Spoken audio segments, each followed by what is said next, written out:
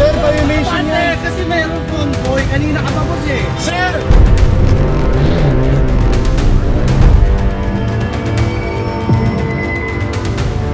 Hi everyone! May mga kamote sa kalsada na kahit solid white line ay nagka-counterflow pa din, at kahit naman may dumadaan sa pedestrian lane ay dumidiretso pa din ng ibang motorista. Sa video na ito ay panoorin natin ang mga kababayan natin na mas pinipiling maging kamote basta mapabilis lang ang kanilang biyahe. Panoorin natin ang video na ito. Simulan natin ang video sa jeep na kahit may concrete barrier na ay nag-counterflow pa din.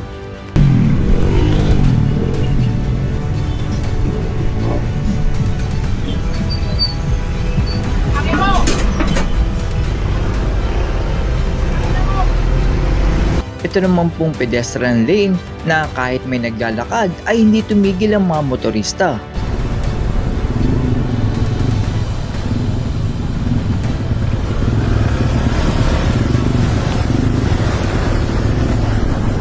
Ang tricycle naman na ito ay siya na nga itong counterflow, ay siya pa itong masamang makatingin.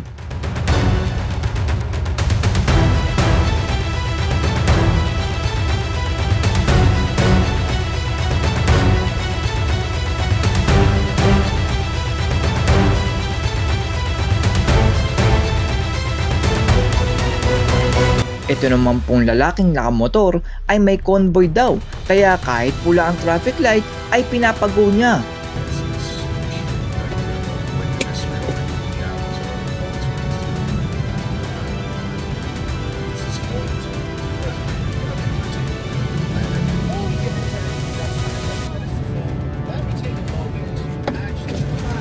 Sir, violation Ate, yan. kasi meron convoy. Kanina ka pa boss eh. Sir! Alam Anong ko, kulang kaya yan? nga hinahabol Anong ko yung kulang? sasakyan oh. Anong kulang yan? Wala akong pakialam dyan. Ikaw ba Nakikiusap magbabayad? ako boss oh. Ikaw magbabayad pagka na-violation ako? Boss, nakikiusap nga di ba? Violation yan eh! Ikaw ba magbabayad? Nakikiusap nga di ba? Sir, iba ang pakiusap, di ba ang Sige, ginagawa mo? Bigay, ano mo, bigay ko, kunin mo yung ano ko.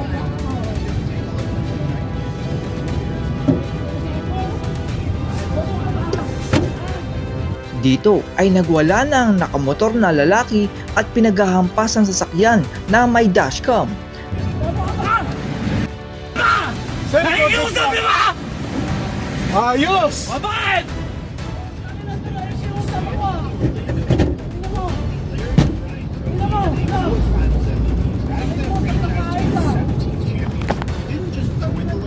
And the numbers are stupid. Across 8 seasons in LA, LeBron James averaged 25.9 points, 7.9 assists, and 7.7 rebounds. And he finishes his Lakers run top 10 in franchise. Ang lubak naman na ito ay hindi inaayos, kaya natumba si Kuya Ryder.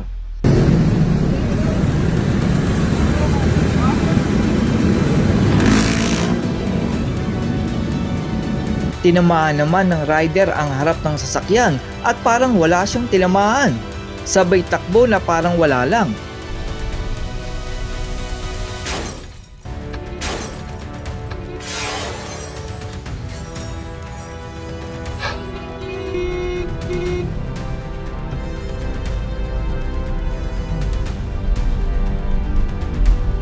Ang truck naman na ito ay hindi nag-signal light at rekta liko pakanan pagkatapos pumasok sa kalsada.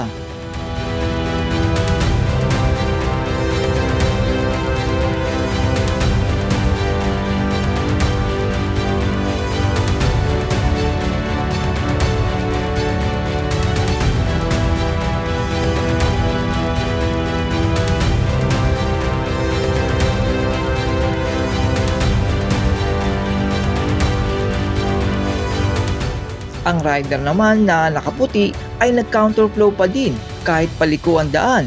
Hindi ko lang sure kung bikutan or sukat ang lugar na ito.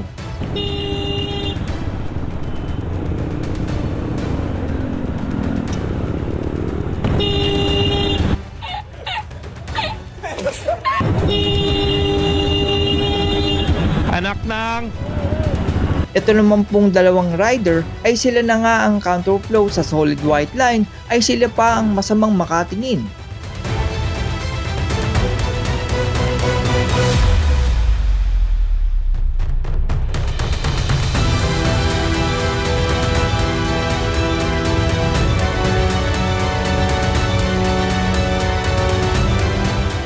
Ang jeepney driver naman na ito ay nagsiselfone habang nagmamaneho.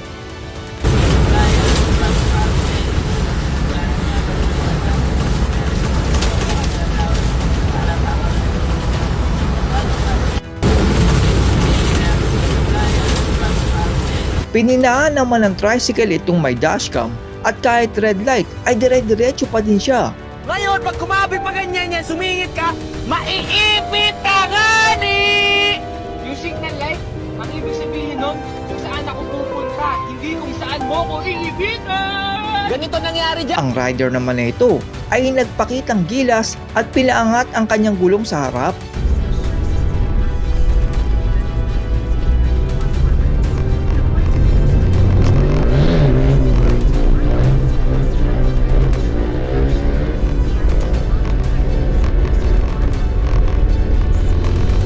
Kahit naman pedestrian lane ay dire-diretso pa din itong rider na ito.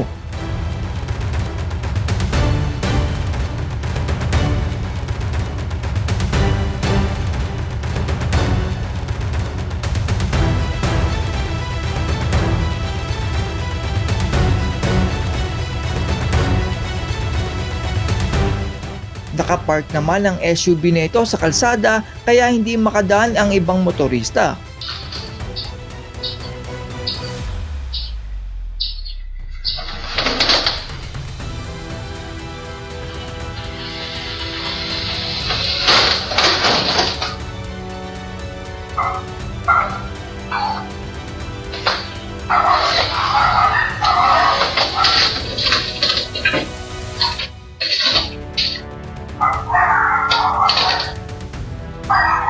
Kung saan naman nakatingin ang rider kaya tinamaan niya itong sasakyan na nakapark sa kalsada.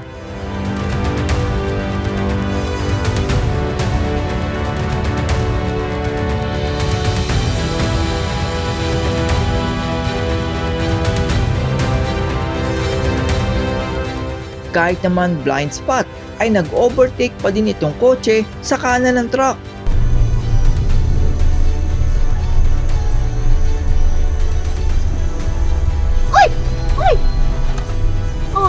Nasali yung kotse. Saan galing kotse? Dito, hindi napansin. Pumasok? Kaya nakita sa gilid. Ano? Ito naman pong kotse ay mukhang hindi tama ang pagkaka-customize dahil natanggal ang kanyang bumper sa likod.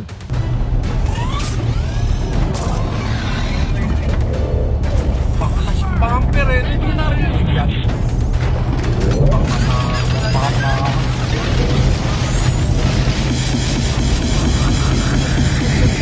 Transformer mo! Transformer! At yan po ang mga kamote sa kalsada part 28 kung saan ay nakita natin na kulang sa disiplina ang ibang motorista.